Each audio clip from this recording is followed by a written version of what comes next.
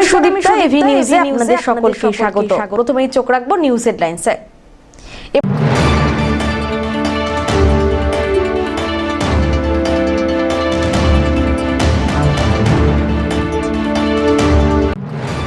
উচ্চ মাধ্যমিকে প্রথম আলিপুরদুয়ার ম্যাক উইলিয়াম স্কুলের ছাত্র অভিক দাস, প্রাপ্ত নম্বর 496.99%।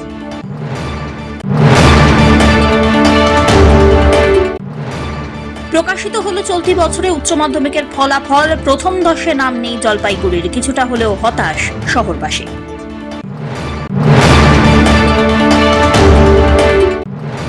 আজ 25শে বৈশাখ জলপাইগুড়ি শহরে যথাযোগ্য মর্যাদায় পালিত হলো কবিগুরুর জন্মদিন।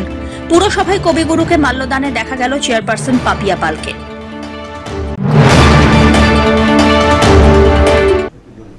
এবার আসছে বিস্তারিত সংবাদ। পরীক্ষার 69 দিনের মাথায় ফলাফল প্রকাশিত হলো এই বছরের উচ্চ মাধ্যমিকের। ভোটের মরশুমেই প্রকাশিত হলো ফলাফল। এবছর পাশের হার 90%। বেশ কিছুদিন আগে শিক্ষা সংসদ জানিয়েছিল 8ই মে বুধবার ফল প্রকাশ হবে এই বছরের উচ্চ মাধ্যমিক পরীক্ষার। চলতি বছরে গত 16ই ফেব্রুয়ারি শুরু হয় উচ্চ মাধ্যমিক, শেষ হয় 29শে ফেব্রুয়ারি। এবছর উচ্চ মাধ্যমিকে মোট পরীক্ষার্থীর সংখ্যা 7,90,000। মোট পরীক্ষা কেন্দ্র ছিল 2341টি। উচ্চ মাধ্যমিকে প্রথম আলিপুরদুয়ার ম্যাক উইলিয়াম স্কুলের ছাত্র অভিক দাস, প্রাপ্ত নম্বর 496.99%। অভিক আগামীতে অ্যাস্ট্রোফিজিক্স নিয়ে পড়াশোনা করতে চায়।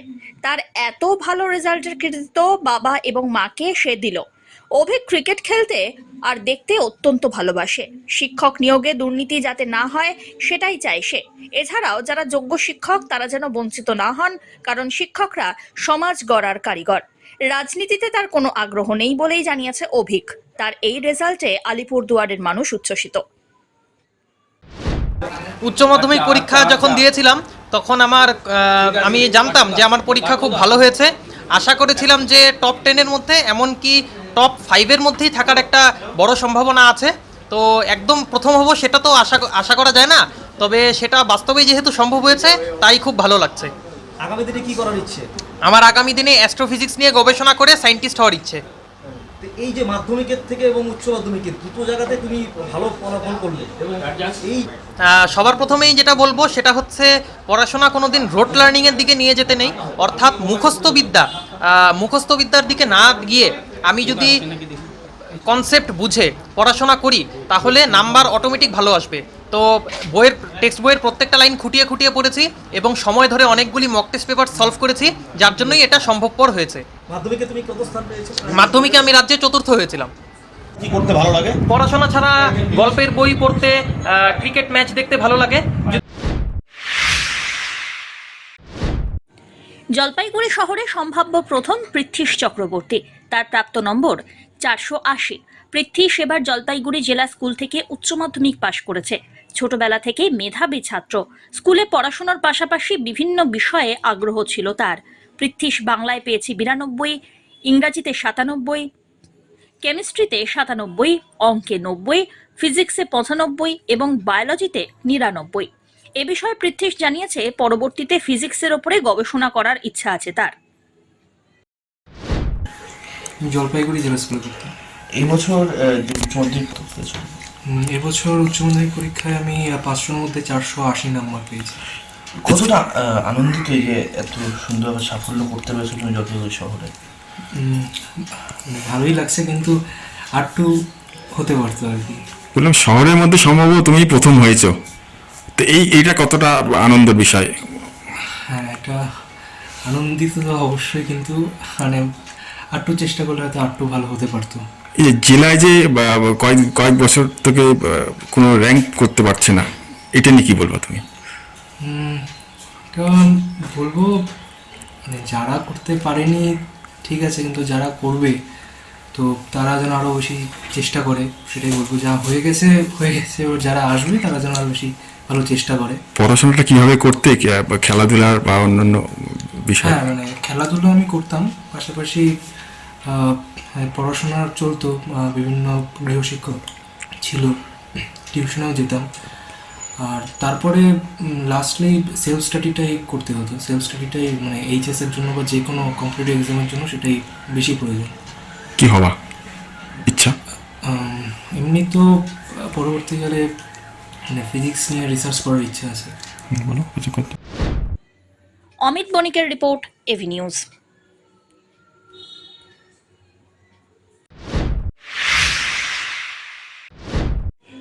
2024 সালে উচ্চ মাধ্যমিক পরীক্ষার ফল প্রকাশিত হলো, কিন্তু মাধ্যমিকের মতো উচ্চ মাধ্যমিকেও মেধা তালিকায় নাম নেই জলপাইগুড়ির। তবে বিগত বছরগুলিতে মাধ্যমিক ও উচ্চ মাধ্যমিকে জেলার ছাত্রছাত্রীরা মেধা তালিকায় যেমন স্থান পেয়েছিল, তেমনি অর্জন করেছিল নজর কাড়া সাফল্য। এবছর মাধ্যমিকে পার্শ্ববর্তী কোচবিহার ও উচ্চ মাধ্যমিকে আলিপুরদুয়ার জেলা থেকে রাজ্যে প্রথম স্থান অধিকার করলেও প্রথম 10-এ নাম নেই জলপাইগুড়ির।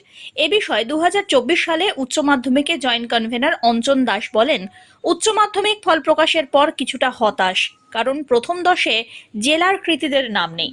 তবে আগামীতে জেলা থেকে যাতে ভালো ফলাফল ছাত্রছাত্রীরা করতে পারে সে বিষয়ে প্রচেষ্টা জারি রাখা হবে। গ্রীষ্মের ছুটির পর বিদ্যালয়গুলিতে অতিরিক্ত ক্লাসের ব্যবস্থা করা হবে এবং ছাত্রছাত্রীদের সমস্যা নিয়ে পর্যালোচনাও করা হবে। আজকে এখনও অবধি যা ফলাফল দেখলাম তাতে আমরা জলপাইগুড়ি শিক্ষক সমাজ খুবই হতাশ যে মাধ্যমিকের মতো উচ্চ মাধ্যমিকে আমরা 1 থেকে 10-এর মধ্যে কাউকে পাইনি। কিন্তু তা বলে যে জেলার রেজাল্ট খুবই খারাপ সেটাও আমি বলবো না। র্যাঙ্কের দিক থেকে আমরা একটা পিছিয়ে রয়েছি, কিন্তু আমাদের ছাত্রছাত্রীদের প্রতি ভরসা আছে যে আমরা পরবর্তীকালে জলপাইগুড়ি জেলা যে এই র্যাঙ্কের ক্রাইসিসে ভুগছি সেখান থেকে আমরা নিশ্চয়ই আমাদের সকলের সমবেত প্রচেষ্টায় আমরা বেরিয়ে আসবো। কি মনে হয় এরকম? কেননা সব জলপাইগুড়ি থেকে এর আগেও বেশ কয়েকবার মেধা তালিকা এসেছিল মাধ্যমিক উচ্চ মাধ্যমিক। অ্যাকচুয়ালি আমাদের জলপাইগুড়ি জেলাতে যে সমস্যাটা হচ্ছে সেটা হচ্ছে আমরা মাধ্যমিকের রেজাল্ট আউট হওয়ার পরে আমরা বিভিন্ন শিক্ষক শিক্ষিকা এবং বিভিন্ন স্তরের লোকজনের সাথে কথা বলে যে জিনিসটা আমরা একটা জায়গায় পৌঁছিয়েছি সেটা হচ্ছে জলপাইগুড়ি জেলাটাকে যদি আমরা দেখি এখানে 3টে পার্ট আমরা দেখতে পাই। একটা হচ্ছে শহর এবং শহরতলি এলাকা, আরেকটা হচ্ছে এগ্রিকালচার বেল্ট রয়েছে, আরেকটা হচ্ছে আমাদের চা বাগান এবং খড়ের বস্তি এলাকা রয়েছে। অ্যাকচুয়ালি আমাদের এগ্রিকালচার বেল্ট এবং চা বাগান ফরেস্ট এলাকা থেকে যে সমস্ত ছাত্রছাত্রীরা পরীক্ষা দিচ্ছে তারা বেশিরভাগই ফার্স্ট জেনারেশন লার্নার, অতএব তাদের ক্ষেত্রে রেজাল্টটা আমরা দেখতে পাচ্ছি খুবই হতাশাজনক আমাদের হচ্ছে। শুধুমাত্র শহর বেল্ট যে স্কুলগুলোতে তার রেজাল্টটা আমরা ভালো দেখছি। তা আমরা প্রশাসনিকভাবেও সরকারের কাছে আমরা আবেদন করেছি যে এই জায়গা থেকে যাতে আমরা বেরিয়ে আসতে পারি, এবং আমরা শিক্ষক সংগঠনগতভাবেও আমরা অলরেডি একটা সিদ্ধান্ত নিয়েছি যে গ্রীষ্মের ছুটির পরেই বিদ্যালয় যখন খুলবে তখন আমরা অতিরিক্ত ক্লাস নিয়ে ছাত্রছাত্রীদের যে জায়গাগুলো সমস্যা হচ্ছে আমরা এগুলো মেটানোর চেষ্টা করব, এবং জলপাইগুড়ি জেলাতে আমরা আগামী বছর নিশ্চিত এই রেজাল্টটা থেকে অনেক ভালো করার চেষ্টা করব। অন্যদিকে এবিটিএ জেলা সম্পাদক প্রসেনজিৎ রায় জানান, জেলায় ভালো ফল না হওয়ার পিছনে সরকারি নীতি, শিক্ষা দপ্তরের নীতি পরিলক্ষিত হয়। চা বাগান অঞ্চল এলাকাগুলি থেকে শিক্ষক শিক্ষিকারা ট্রান্সফার নিয়ে শহরে চলে যাচ্ছেন, ব্যাপক প্রভাব পড়ছে পড়াশোনায়। তাছাড়া শিক্ষক নিয়োগ দুর্নীতি, সরকারি উদাসীনতা, বিভিন্ন বিষয়গুলি সার্বিকভাবে জেলার পড়াশোনার ওপরে প্রভাব ফেলেছে। তবে আগামী দিনে সার্বিকভাবে জলপাইগুড়ি জেলায় শিক্ষার মান বাড়াতে দল মত নির্বিশেষে প্রচেষ্টা হওয়া উচিত বলেই জানিয়েছেন সবাই। এবারও আমাদের জলপাইগুড়ি জেলায় প্রথম 10-এর মধ্যে কোনো পরীক্ষার্থী নেই। মাধ্যমিকও এবছর প্রথম 10-এর মধ্যে ছিল না। এই প্রবণতাটা বিগত 4-5 বছর ধরে আমাদের জেলায় রয়েছে, যে আমাদের জেলার মাধ্যমিক এবং উচ্চ মাধ্যমিকের ফলাফলের নিরিখে আমরা পশ্চিমবাংলায় একদম শেষের দিকে।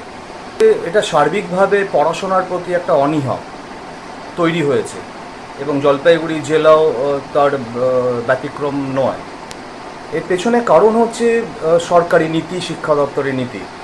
একটা অপরিকল্পিতভাবে আমরা দেখছেন যে গরমের ছুটি হঠাৎ করে বাড়িয়ে দেওয়া হলো, অর্থাৎ কলকাতায় যখন গরম পড়বে তখন উত্তর বাংলায় গরম পড়বে, এরকম একটা নীতি নিয়ে চলছে এই সরকার।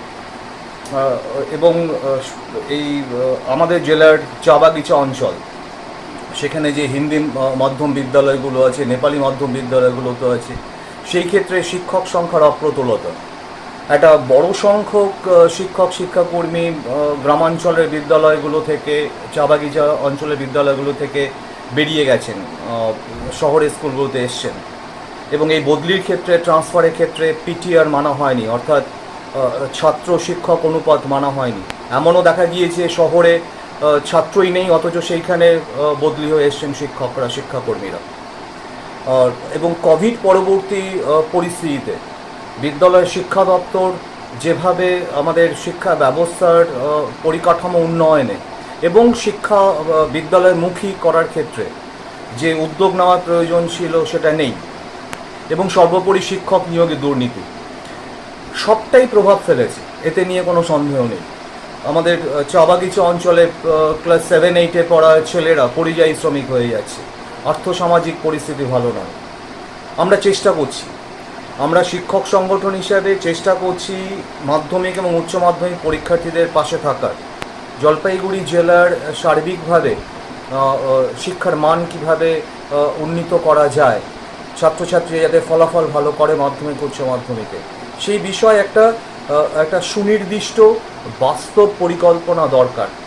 এবং সেই পরিকল্পনা করতে গেলে শুধুমাত্র একমুখী নয়, সকলকে নিয়ে দলমত নির্বিশেষে এই পরিকল্পনা রূপায়ণের ক্ষেত্রে আমাদের বসা দরকার, এবং আগামী দিনে যাতে জলপাইগুড়ি জেলার শিক্ষার মান মাধ্যমিক এবং উচ্চ মাধ্যমিকের রেজাল্ট ভালো হয় সেই বিষয়ে সকলেরই সচেষ্ট হওয়া উচিত।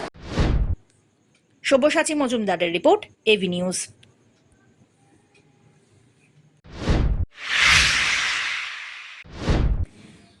কবিগুরুর 163তম জন্মজয়ন্তী উপলক্ষে হয়ে গেল কবি প্রণাম।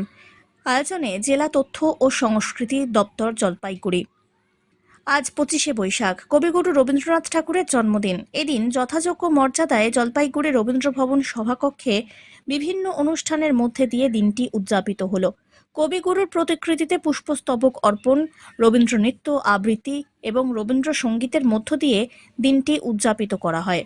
উপস্থিত ছিলেন অতিরিক্ত জেলা শাসক ধীমান বারৈ, সদর মহকুমা শাসক তমজিৎ চক্রবর্তী, জেলা তথ্য ও সংস্কৃতি আধিকারিক স্বরূপ বিশ্বাস, এসডিআইসিও ইন্দ্রজিৎ সাহা প্রমুখ।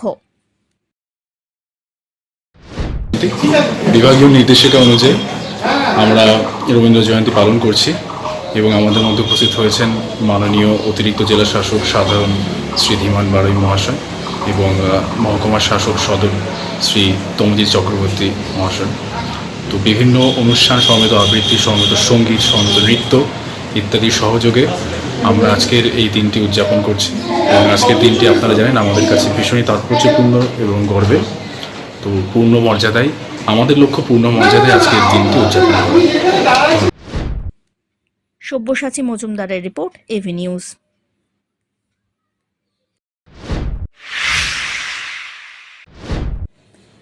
বিশ্বকবি রবীন্দ্রনাথ ঠাকুরের জন্মদিনটিকে সামনে রেখে জলপাইগুড়ি পৌরসভার বিভিন্ন ওয়ার্ডে সাড়ম্বরে কবিগুরুর জন্মদিবস পালিত হল।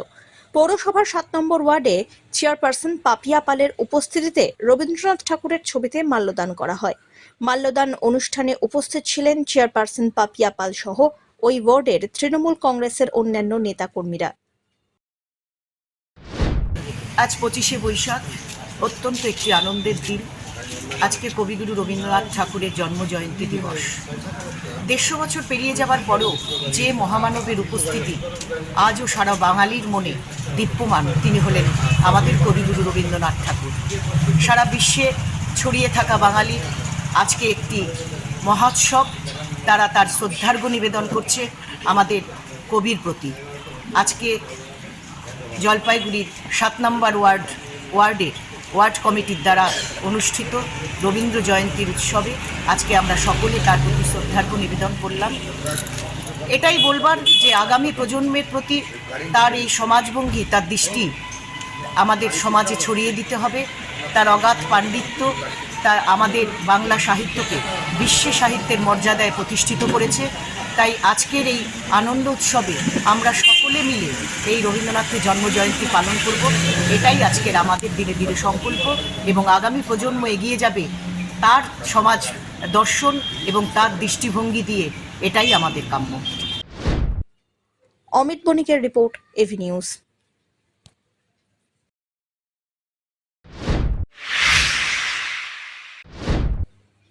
আজ 25শে বৈশাখ, কবিগুরু রবীন্দ্রনাথ ঠাকুরের জন্মদিন। বুধবার পশ্চিমবঙ্গ গণতান্ত্রিক লেখক শিল্পী সংঘ জলপাইগুড়ি শহরাঞ্চল কমিটির পক্ষ থেকে বিশ্বকবি রবীন্দ্রনাথ ঠাকুরের 163তম জন্মদিন উদযাপন উপলক্ষে এক বর্ণাঢ্য শোভাযাত্রার আয়োজন করা হয়। এদিন শোভাযাত্রাটি শহরের বড় পোস্ট মোড় থেকে শুরু করে বিভিন্ন পথ পরিক্রমা করে আদরপাড়ার দক্ষিণেশ্বর কালীবাড়িতে এসে শেষ হয়। পাশাপাশি এখানে উদ্যোক্তাদের তরফ থেকে সাংস্কৃতিক অনুষ্ঠানেরও আয়োজন করা হয়েছিল। পরিবেশিত হয় রবীন্দ্রনৃত্য, রবীন্দ্রসঙ্গীত, কবিতা আবৃত্তি প্রমুখ। সব্যসাচী মজুমদারের রিপোর্ট, এভি নিউজ।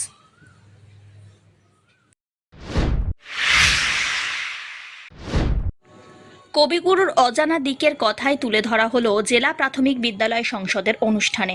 বুধবার বিশ্বকবি রবীন্দ্রনাথ ঠাকুরের ১৬৩তম জন্মদিবস উপলক্ষে মনোজ্ঞ অনুষ্ঠানের আয়োজন করা হয় সংসদ কর্তৃপক্ষের পক্ষ থেকে। কবিগুরুর প্রতিকৃতিতে শ্রদ্ধা জানিয়ে মূল অনুষ্ঠানের সূচনা হয়। সাংস্কৃতিক অনুষ্ঠানে অংশ নেন শিক্ষক শিক্ষিকারা।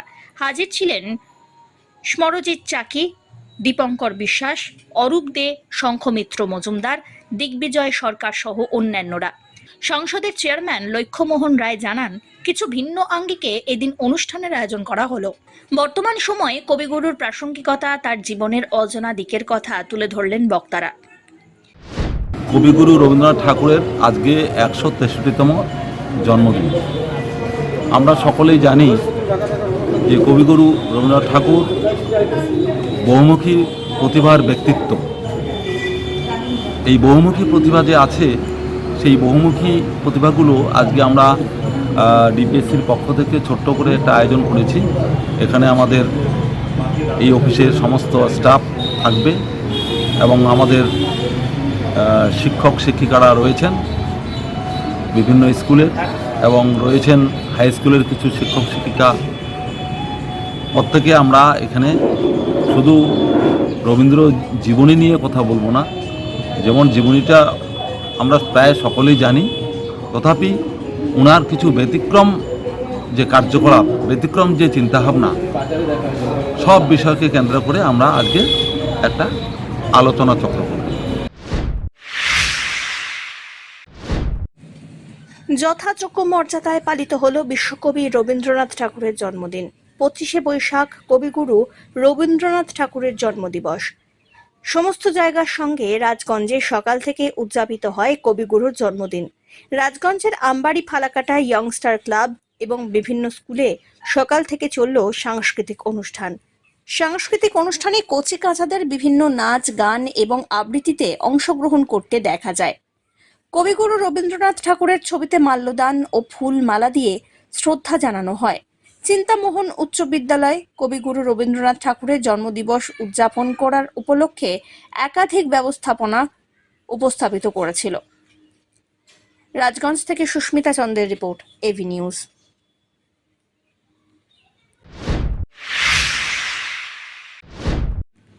রাতের অন্ধকারে আচমকাই রিসোর্টে হাতির হানা। ডুয়ার্সের মেটেরি ব্লকের একটি বেসরকারি রিসোর্টে মঙ্গলবার রাত্রিবেলায় পার্শ্ববর্তী গরুমারা জঙ্গল থেকে চলে আসে দাঁতালো হাতি। সেটি দেখে উৎসাহের পাশাপাশি আতঙ্কিত হয়ে পড়েন সেখানকার পর্যটকরা। রিসোর্টে থাকা পর্যটকরা সেই ছবি ক্যামেরাবন্দি করেন। বেশ কিছুক্ষণ রিসোর্টের ভিতরে ঘুরে বেরিয়ে সেখান থেকে চম্পট দেয় হাতি। তবে এই দিন রিসোর্টের কোনো ক্ষয়ক্ষতি করেনি সেটি। এর আগেও কয়েকটি রিসোর্টে ঢুকে তাণ্ডব চালিয়েছিল হাতির দল।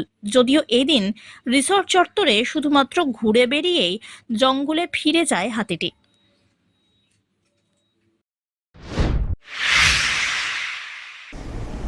শেষ করবার আগে নিউজ হেডলাইন্স আরো একবার।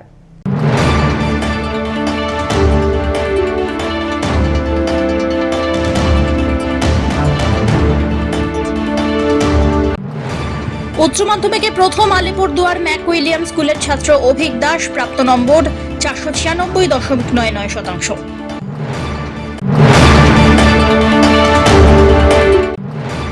প্রকাশিত হলো চলতি বছরে উচ্চ মাধ্যমিকের ফলাফল। প্রথম 10-এ নাম নেই জলপাইগুড়ির। কিছুটা হলেও হতাশ শহরবাসী।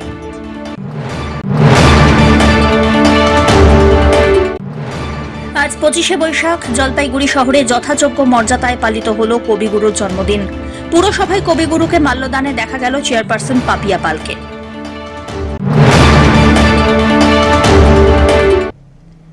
এখনকার মতো এভি নিউজ এ পর্যন্তই। পরবর্তীতে আসছি আরো সংবাদ নিয়ে। দেখতে থাকুন আমার বিশেষ। নমস্কার।